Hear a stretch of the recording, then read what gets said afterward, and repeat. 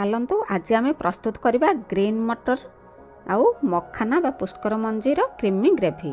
ତ ସେଥିପାଇଁ ଆବଶ୍ୟକ ଉପକରଣ ମଖାନା ମଞ୍ଜି ମୁଁ ଗୋଟେ ଗିନା ନେଇଛି, ଗ୍ରୀନ୍ ମଟର ଦାନା ଗୋଟେ ଗିନା ନେଇଛି। ଇଏ ହେଲା ଆମର ମଖାନା ବା ପଦ୍ମ ପୁଷ୍କର ମଞ୍ଜି। ଇଏ ଆମର ମାର୍କେଟରେ ଆଭେଲେବୁଲ୍ ମିଳିଯାଏ, ପ୍ରାୟତଃ ପତଞ୍ଜଳି ଷ୍ଟୋରରେ ଇଏ ବି ମିଳିଯାଏ। ଆଉ ଆବଶ୍ୟକ ଉପକରଣ ହେଲା କଟା ପିଆଜ, ତେଜପତ୍ର, ଆବଶ୍ୟକ ଅନୁସାରେ ଘିଅ, ଲୁଣ, ଲଙ୍କାଗୁଣ୍ଡ, ଆମର କିଛି ଗରମ ମସଲା ଗୁଣ୍ଡ, ଦହି ଗୋଟେ ଗିନା, କିଛି କ୍ରିମ୍, ଗୋଲମରିଚ ଗୁଣ୍ଡ କିଛି। ଆମର ମସଲା ପେଷ୍ଟ ପ୍ରସ୍ତୁତ କରିବା ପାଇଁ ମୁଁ ଏଠି ମୁଠାଏ କାଜୁ ନେଇଛି, ଅଦା ଖଣ୍ଡେ, କିଛି ରସୁଣ କୋଲା, ଡାଲଚିନି ଅଳ୍ପ କିଛି, ଲବଙ୍ଗ ଅଳ୍ପ କିଛି, ଗୁଜୁରାତି ଆଉ ଅନାସୀ ଫୁଲ। ବର୍ତ୍ତମାନ ଏସବୁ ଆମେ ଗ୍ରାଇଣ୍ଡର ଜାରରେ ଦେଇଦେବା। ପ୍ରଥମେ ମୁଁ କାଜୁ ଦେଇଦେଲି ଗ୍ରାଇଣ୍ଡର ଜାରରେ, ବର୍ତ୍ତମାନ ଅଲଗା ସବୁ ମସଲା ସେଥିରେ ଦେଇଦେବା। ସେଥିରେ ଦେଇ ଶୁଖିଲାରେ ଗ୍ରାଇଣ୍ଡିଙ୍ଗ କରିନେବା। ମୁଁ ଅଳ୍ପ କ୍ୱାଣ୍ଟିଟିର କରୁଛି ତ ସେଥିପାଇଁ ଏକା ସାଙ୍ଗେ ସବୁ ଗ୍ରାଇଣ୍ଡିଙ୍ଗ କରିନେଲି। ଆପଣ ଚାହିଁଲେ ଅଲଗା ଅଲଗା କାଜୁ ଆଉ ମସଲା ଗ୍ରାଇଣ୍ଡିଙ୍ଗ କରିପାରିବେ। ଇଏ ଦେଖନ୍ତୁ ବର୍ତ୍ତମାନ ଆମର ଶୁଖିଲାରେ ଗ୍ରାଇଣ୍ଡିଙ୍ଗ କରାହୋଇଥିଲା ପ୍ରଥମେ, ତାପରେ ପାଣି ଅଳ୍ପ ଦେଇ ତାକୁ ଗ୍ରାଇଣ୍ଡିଙ୍ଗ କରି ଏକଦମ ଫାଇନ୍ ପେଷ୍ଟ ପ୍ରସ୍ତୁତ କରିବା। ये बर्तमान देखंतु आमर फाइन पेस्ट प्रस्तुत हो गला। ताकू गोटे पात्र को बाहर कर रखिबा। वर्तमान तो मसला आमर रेडी। वर्तमान जीवा गैस ऑन करी गोटे पात्र बसैबा आमर पुष्कर मंजी बा मखाना ड्राई रोस्ट करबा पई। आमर मखाना टिके क्रिस्पी हेबा पर्यंत एमती मझिरे मझिरे घांटी भाजुथिबा। वर्तमान चेक करिबा आमर मखाना क्रिस्पी हेलानी कि नहीं। ये देखंतु आमर मखाना क्रिस्पी होइलानी। हाथ रे मंथले एमती गुंड हो जाउछि। ताकू ओल्हेइ नै आ गोटे पात्र बसैबा। सेथिरे घियो गोटे रु 2 चामच दे देबा।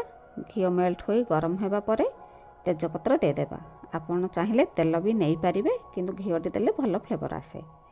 वर्तमान कटा पियाज दे से नरम हेबा पर्यंत भाजी नेबा।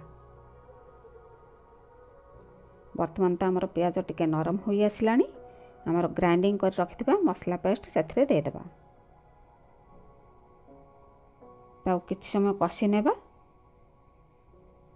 वर्तमान तो आमर मसला कषि हो गलानी।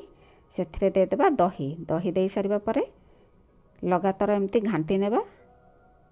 से मसला सांगरे दही भलो भाबरे मिसिबा पर्यंत, नचेत से छिंडिया हो जाए दहीटी। तेणु एमती लगातार घांटुथिबे। ये देखंतु आमर दही और मसला भलो भाबरे मिसी गलानी। वर्तमान दे देबा ग्रीन मटर दाना। ताकू किछ समय कषि नेबा।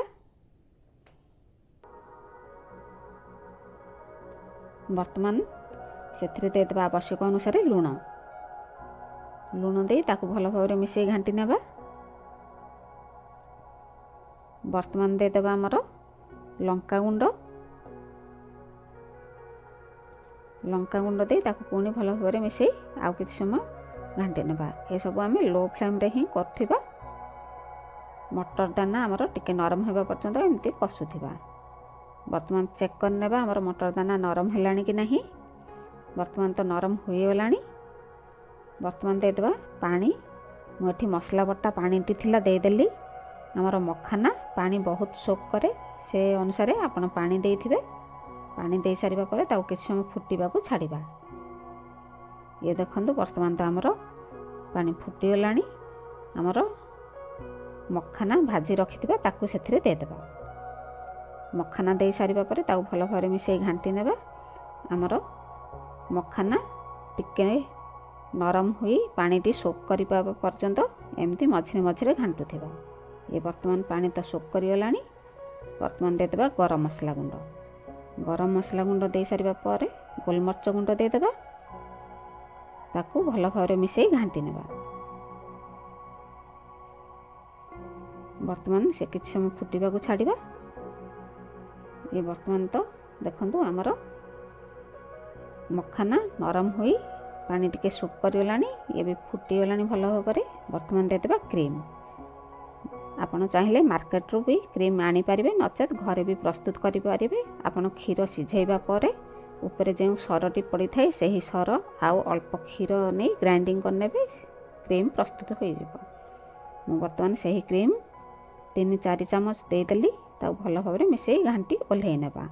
ଆମର ଟିକେ ତଡ଼କା ଲଗାଇବା ପାଇଁ ଅଲଗା ଗୋଟିଏ ପାତ୍ର ବସାଇବା, ସେଥିରେ ଘିଅ 1 ଚାମଚ ଦେବା। ଘିଅ ମେଲ୍ଟ ହୋଇ ଗରମ ହେବା ପରେ ଗ୍ୟାସ୍ ବନ୍ଦ କରିଦେବା। ତାପରେ ଲଙ୍କାଗୁଣ୍ଡ ସେଥିରେ ଦେଇ ଆମର ତା ଉପରେ ତଡ଼କା ଲଗାଇ ନେବା। ଏହାଦ୍ୱାରା ଆମର ଭଲ ଟେଷ୍ଟ ଆଉ ଭଲ ଫ୍ଲେଭର ଆସେ। ବର୍ତ୍ତମାନ ତ ପ୍ରସ୍ତୁତ ହୋଇଗଲା ଆମର ଗ୍ରୀନ୍ ମଟର ମଖାନା କ୍ରିମି ଗ୍ରେଭି। ଏହିପରି ପ୍ରସ୍ତୁତ କରନ୍ତୁ, ରୁଟି ସାଙ୍ଗେ ହେଉ ଭାତ ସାଙ୍ଗେ ହେଉ ଖାଆନ୍ତୁ। କେମିତି ଲାଗିଲା କମେଣ୍ଟ ମାଧ୍ୟମରେ ଜଣାନ୍ତୁ। ଲାଇକ୍ କରନ୍ତୁ, ସେୟାର କରନ୍ତୁ। ସବସ୍କ୍ରାଇବ୍ ଯଦି କରିନାହାନ୍ତି ମୋ ଚ୍ୟାନେଲ୍ ତାହେଲେ ସବସ୍କ୍ରାଇବ୍ କରିନିଅନ୍ତୁ। ଧନ୍ୟବାଦ।